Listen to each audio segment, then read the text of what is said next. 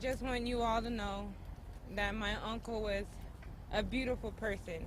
He had an amazing spirit, willing to help and do for any and everybody.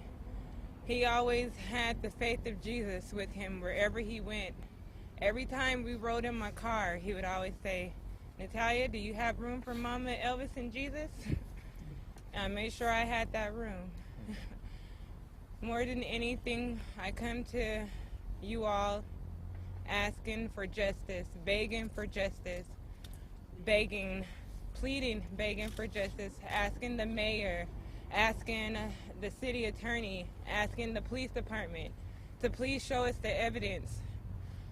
I'm at a loss for words because all I can imagine is my uncle suffering his last moments on this earth, how scared he was. And it's not fair, it's not right that he had to go through what he went through, his last moments of life, because of the fact that he had a minor offense as little as trespassing. I don't think that's fair, I don't think that's right. And unfortunately, he paid the price of death, and he didn't even deserve to be in the jail, let alone die. My mom, my uncles, my aunts, my whole family is suffering from this incident, and it's not fair that we had to go through every holiday without my uncle. We had to go through Bronco games without my uncle, and all I have is voicemails and videos from previous holidays, celebrations that we had. That's all I have of my uncle. I just plead and beg for justice. I'm asking the mayor to please hold these people accountable.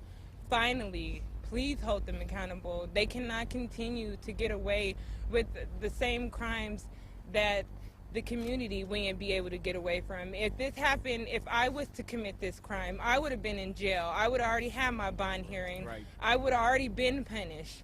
These people go to work every day as if nothing happened, and they're murderers. How do they still have rights and they murderers? I don't understand it.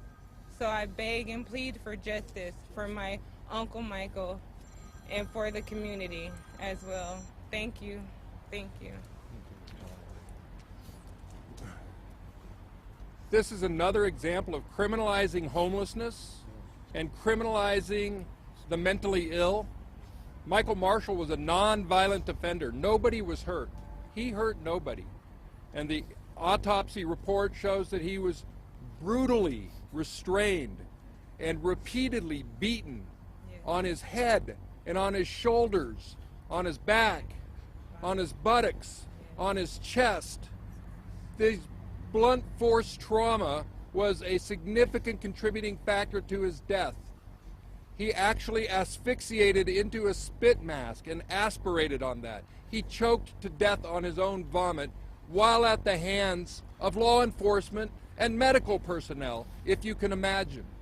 It's brutal and inexcusable, and this family deserves answers, not cover-up. Michael's brother is Rodney Marshall. Rodney's here, and he'll give a few words about his perspective. Rodney, please. Yeah, I just hope the DA file charges, just like you say, if it was any of us committing a homicide or murder, we'll be charged with it. I mean, is it going to happen? I know it's never happened, but can it happen at this first time? We need justice in this. I'm just asking for justice. Let us see the videotape. Let us see some evidence. Why you got to cover? Why are they covering it up? Where's the transparency?